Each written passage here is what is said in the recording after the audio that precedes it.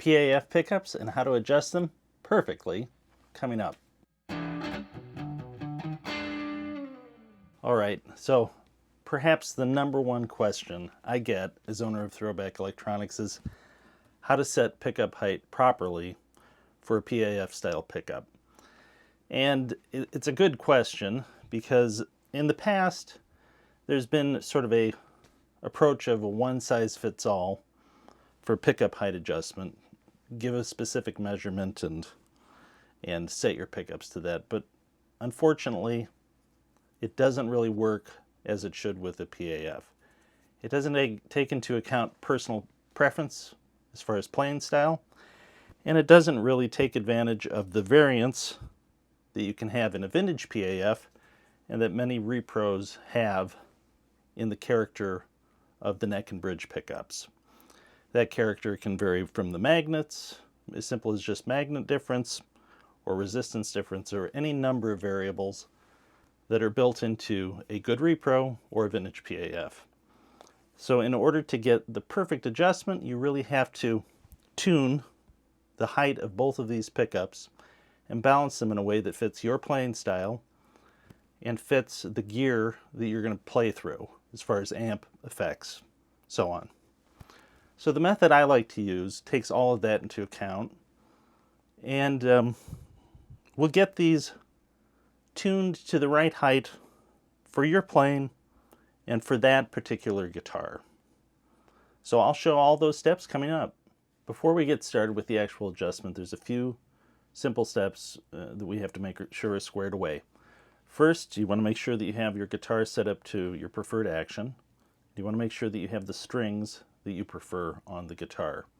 Even something as simple as pure nickel versus nickel plated steel wound strings can affect the output of the signal coming through the pickups, and that'll affect the headroom. All of these are things that you want to take into account when adjusting the pickups. Also, you want to make sure you have a steel rule of some sort. I like to use a one with a millimeter scale. This is a Shinhwa brand. It's what I like to use. It's just real clear and easy to read. But if you have a preference of using thousandths of an inch or 32nds of an inch, use that. But I'll provide measurements in millimeters, and at the end of this video, I'll give measurements for several of my guitars with different pickups, just as a guide as to what works for me. Your measurements, as far as what your preference is, will probably vary, but at least be some sort of references to how much these can vary with guitar and pickup model. So you'll have a little idea of what to expect with your own guitars. Oh, one other detail I should mention here is I prefer to have, if you're going to have covered pickups, I prefer to have the pull screw crown just emerging above the top of the cover to start with. And for an uncovered pickup, I prefer to have the pull screws crown emerging just above the bobbin as a starting point. It may be after you adjust the height that you're not going to mess with the screws, but I like to keep pull screw adjustment as the final step of any pickup height adjustment. But using that method as a starting point is what I prefer to do. Also, if you're going fully vintage correct, these height adjustment screws are flathead, so you want to make sure you have a very good quality flathead screwdriver and use two hands when adjusting the screw. Also, I like to adjust in half-turn increments and count them. And also, if I want to do larger pickup adjustment, I'll count a full rotation. But keep that in your head, so in case you want to double back, you can do that. And before you start, take a measurement of the height adjustment that you already have. And then you can compare that to what you get after adjusting the pickups using this method. If you want to go back, you can always do it. Okay, before we get started, we will set both of these pickups to a specific height, and the height will be measured between the top of the pull screw crown and the bottom of the high and low E strings. And so any measurement I refer to will have that in common. And also, I don't fret. The string action is just open, so there's no capo on the first fret or any other fret for any of these measurements. That's the way I like to do it, so let's go on with that. Now, to begin with, let's set the height of this bridge pickup to 2 millimeters between the high and low E pole screws, and for the neck 4 millimeters. The bridge, I find, seems to vary more as to what you end up with. You might be a little closer to the strings than that, or you might be quite a bit lower. I find the neck, for a Les Paul style guitar, very often is pretty close to that 4 millimeters.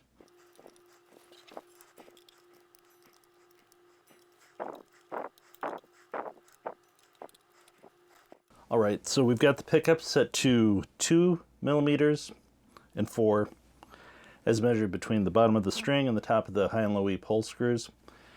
Now we're going to start with adjusting the neck pickup. And I like to start with that one because I find that that is the one that's potentially problematic as to where your sweet spot is for clarity and output as it relates to the bridge. But when making this adjustment, it's not going to matter so much what you're hearing me do.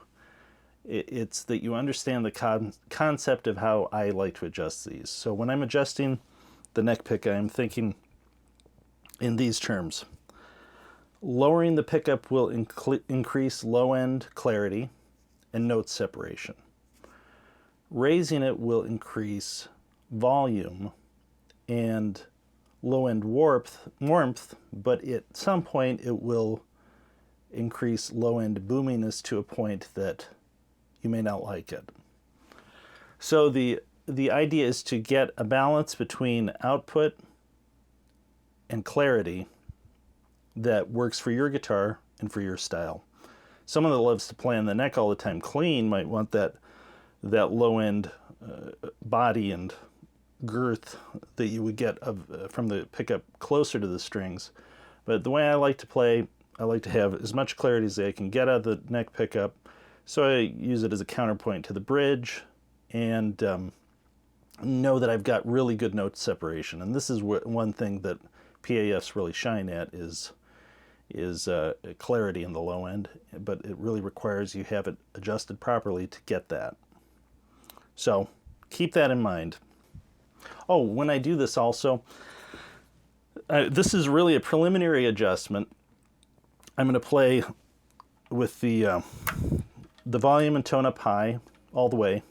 And I'm going to play open notes on the high and low E while I make adjustments, and just open notes on the other strings to get it to where I'm feeling like I'm getting the right balance and output and clarity and all that.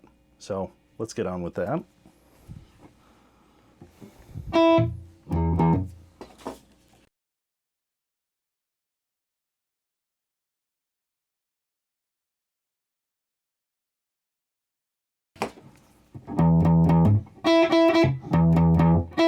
Okay, so I've raised the neck pickup a couple of full turns, so now I'm closer in the neighborhood of 3 millimeters for both measurements there.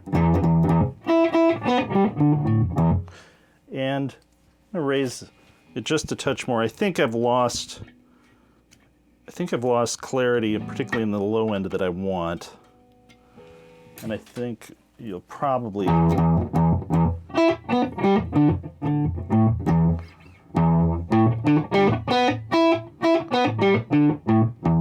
Yeah, I'm going to lower that a bit.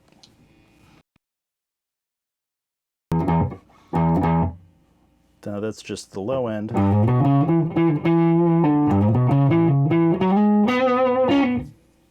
Maybe I want to back up where it was. Let's try it even a little higher. See what we get.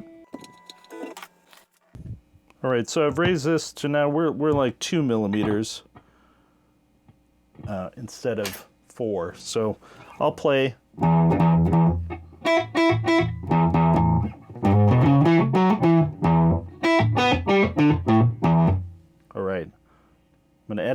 we'll compare that against 4.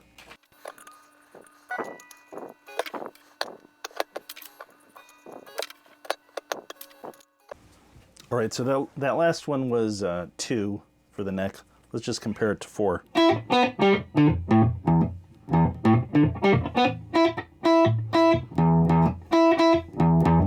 Okay, I think I've lost a bit too much output on the low string, low E.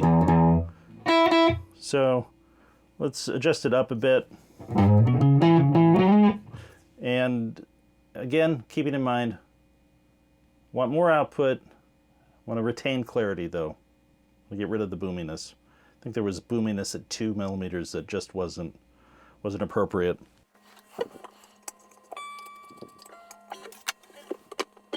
Okay, so I'm taking measurements every now and then just to satisfy myself that actually turning the screw moved it. But you might want to do that also, because you can get an idea as to how much is this distance affecting the tone.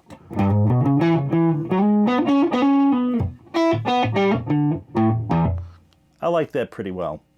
So now we've got our basic adjustment in for the neck pickup, and we'll move on to the bridge. Now we're going to go on to the bridge, and the concept with the bridge pickup is different than the neck. The neck, or the bridge concept, is that lowering the pickup will reduce output, and raising it increases output and power. So I intentionally start with the bridge pickup fairly high, and we're going to lower it until we feel through playing it that we've lost some power that we want back, and then raise it until you've regained that power that you lost. Having it too close to the strings can drive your amp too hard, and you have a problem with headroom with the amp, and it can, although it'll add body to the tone of the high strings, at some point it can get harsh. And there's a balance as far as power and output of these. So the concept with this is lower it until you've lost power that you want back, and then raise it until you've regained that lost power. So let's get on with that. Again, tone, volume, all up full. That's a fairly aggressive sound. Let's lower it a bit.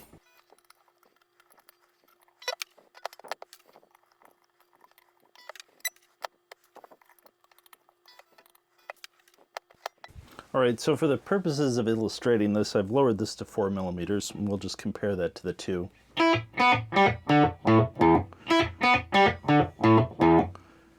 As you can hear, it's a lot less power, and I've definitely lost power I want back. So I'm gonna raise it in increments until I feel like I've got the kind of bite and power that I want back for this guitar and these pickups and this amp.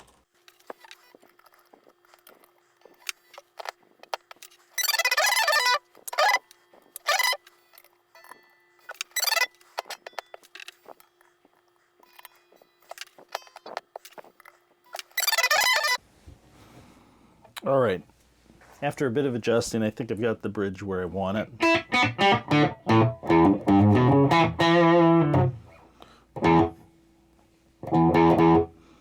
This isn't really fairly clear, good output. It's about where I want it, I think. So now we've got the rough adjustment for the bridge pickup. Now is the time to compare it to the neck. And there's any guess as to what you're going to get at this point, but obviously the two have to balance. And what we're listening to now is we want to make sure that we're getting a balance mainly in output. And if we're going to adjust that, we have to decide, does it make sense to raise the bridge or lower the neck or raise the neck? So right now let's compare the bridge to the neck.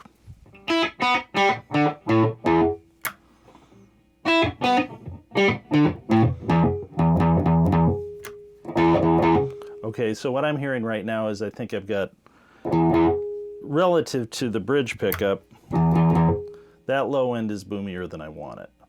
So this will, lowering the neck pickup will increase the clarity. And that's going to even it out with the bridge. And now I actually play this. It sounds a bit choked in the low end. So I think this definitely has to go down. And I'm going to do that. And I'll play phrases and chords and open notes throughout doing it. And I'll decide whether or not we're going to adjust the bridge or neck, but just from the sounds of this, I think I got the bridge where I want it. Maybe a little more punch out of this would be good. But the neck, I want a little less output and I want a little more clarity. So lowering that is the way to go.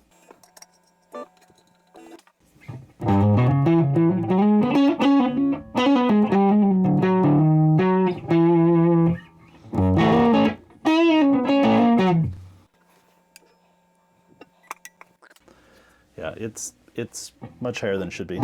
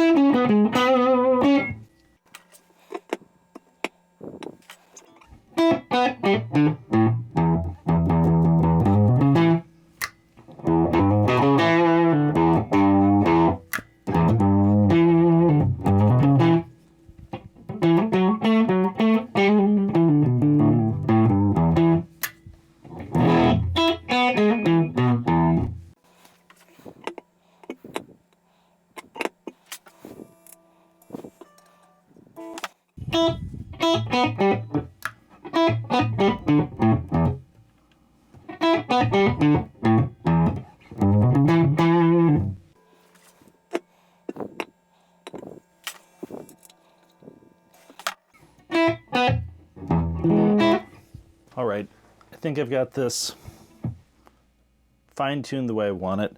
Kind of the final test with this is, play all positions.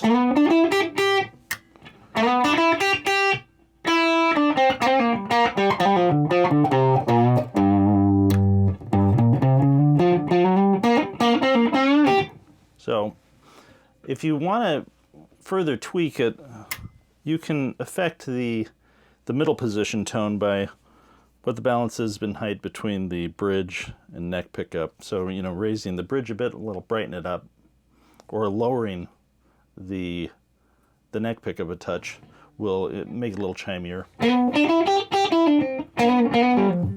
But that sounds good. Sounds good to me. Okay. So we've got this. We've got the height. I like the way it's dialed in.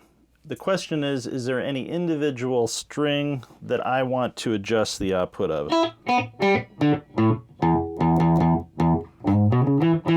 The concept now is if you want to affect string balance, you want to raise individual pole screws or lower them to affect that. And raising the pole screw will increase volume and increase treble a touch, and lowering it will reduce volume and reduce treble a little bit.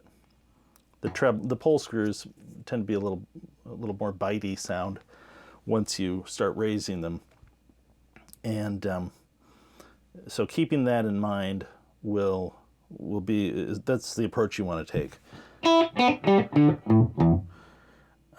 I don't, maybe this low E string I want a little bit more power out of. Well, that's the middle position, so let's...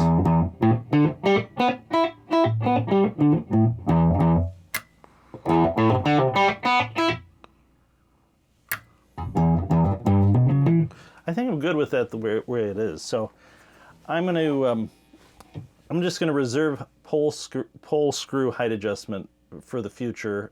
Very often I find I don't need to do it, and I leave it flat. I have some guitars though that it really does need it. You might have one string that you want is either way too dominant or not dominant enough, and then you want to adjust the pole screws. And with that, half a turn can make a difference.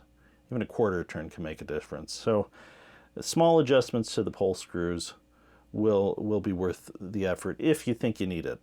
Very often, though, I find I don't. So I'm pretty happy with the way this is. Oh, and I've written down, I mean, just for your info, I've written down what the heights of these are. So the bridge ended up at 3 millimeters for the high and low E for both of those strings, and the neck pickup is just a hair under 4 millimeters for the high E and 4.5 millimeters lower on the low E. And you know, I'll play this at band practice and at a gig, and I may decide that, well, you know, at volume it maybe needs a little tweaking, but I'm pretty happy with how it is right now. And that's what your approach should be, I think. Any change to the setup, these are nickel-plated steel hex core strings right here in this. I believe that's what I got in this. And if I switch to round core pure nickel, well, that's going to affect the output of these lower strings, and I may have to adjust the pickup height accordingly. So any change to your setup, you may find that you need to tweak this a bit. And you may just change your style and decide, well, this guitar I think it really shines in the neck pickup, and maybe I want a bit more output out of it. I've got other guitars that I can use for bridge pickup work. You know, all of these adjustments really amount to tonal adjustments, and it's really dependent upon your style, your preference, and your amp setup. All right, as promised, here's a few shots of my guitars, and I'll give you the pickup info and the pickup height adjustment info for them. And hopefully this will serve as a useful reference for your guitars. All right, this is my small headstock 1969 Les Paul conversion that I used for this test. I have ThroBak JW-102B pickups in this guitar, and all of these measurements are done with the action set at 2 millimeters for the high and low E at the 12th fret. So all of these guitars have that in common. This is my 52-57 Les Paul conversion, affectionately called Stinky by my drummer because it smelled like mildew so bad when I bought it. Fortunately, it no longer smells. This has SLE-101 Plus pickups in it, and I did feel the need to adjust the pole screws with this guitar to fine-tune it. This is a really nice Heritage that my friend Pete Farmer made for me. And it's so nice. It's one of those guitars that I'm almost afraid to bring to a gig, but it is so nice I'm gonna have to do it. This has KZ-115 pickups in it and works really well with this set.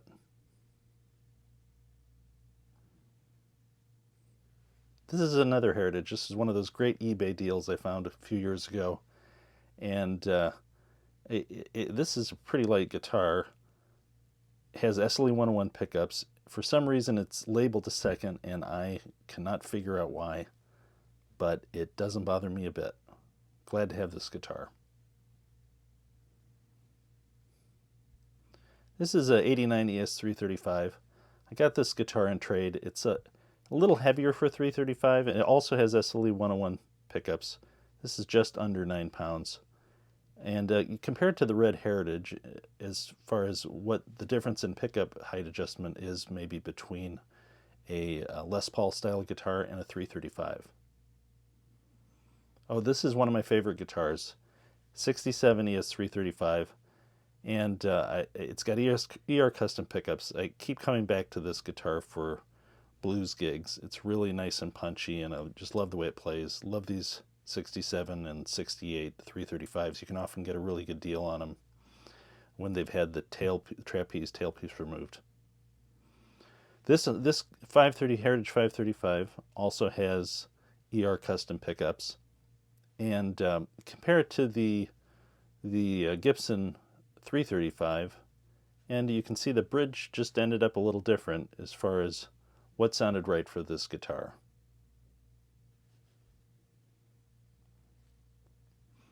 This is a 68 ES-335.